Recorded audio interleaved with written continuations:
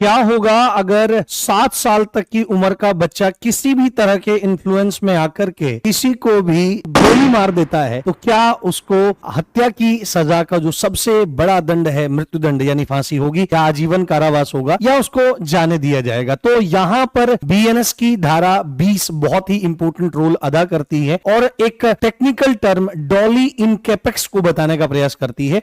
यह टर्म डॉली इन कैपेक्स बताता है अपराध करने में अक्षम होना, यानी कि अपराध कर ही नहीं सकता। तो आप बोलोगे सर ऐसा कैसे? यानी कि धारा 20 यह बताने की कोशिश कर रही है कि यदि 7 साल से कम आयु का बच्चा कोई अपराध करता है तो उसका अपराध अपराध नहीं माना जाएगा, चाहे वो कितनी बड़ी भी घटना हो जाए। आप बोलोगे सर ऐसा क्यों? तो ऐसा इसलिए क्योंकि अपराध करने के लिए क्रिमिनल इंटेंशन का होना जरूरी है, और उस क्रिमिनल इंटेंशन को पूरा करने के लिए जो काम किया जाएगा, जो एक्ट किया जाएगा, उससे क्या होना चाहिए? नुकसान होना चाहिए। नुकसान तो हो रहा है, बट उस काम की नेचर और रिजल्ट का भी पता होना जरूरी है। जो 7 साल से छोटी उम्र का बच्चा है उसकी क्रिमिनल इंटेंशन कैसे कुछ हो सकती है, क्योंकि उसकी समझ ही डेवलप नहीं है, और जो काम वह कर रहा है कि ये उठाई बंदूक और लोड करी, लो पापा आप ही की दरोगा वाली पिस्टल से आप ही को उड़ा दिया, तो उसको नहीं पता है कि ये गोली चलाने से क्या हो सकता है, ये कैसा काम है और इसके रिजल्ट क्या होने वाले हैं। इसलिए अगर 7 साल से छोटा बच्चा कोई अपराध करता है